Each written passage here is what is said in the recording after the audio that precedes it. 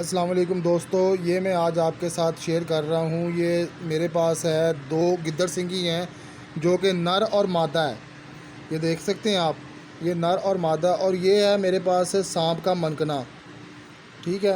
और इसको अब इंडियन फिल्मों में देखें तो नागमणि भी कहते हैं। और ये दो गिद्दड़ सिंगी हैं, ये नर और ये मादा है। इनके बाल बढ़ते हैं, मैं इनके बाल साथ साथ काट देता हूँ। अगर कोई भाई इनके बारे में जानता हो या किसी को ये ओरिजिनल चाहिए हो तो मेरे साथ कमेंट बॉक्स में रब्ता करें, मैं आपको इनके बारे में बताऊंगा भी। और अगर आपके पास कोई इसके बारे में इन्फॉर्मेशन है तो आप भी मेरे साथ शेयर करें। ये आप देख सकते हैं, इसको इस डब्बे में मैंने रखा हुआ है। इसमें संदूर, इलायची, लौंग और इन चीज़ों के साथ इसको हम रखते हैं।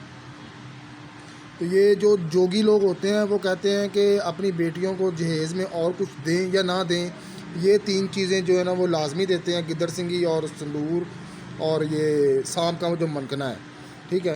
तो ये मेरे पास बहुत पुराना पड़ा हुआ है, मेरे बड़ों के पास आया, उनके बड़ों के पास से आया है और उन्होंने आगे से ये मुझे दिया हुआ है।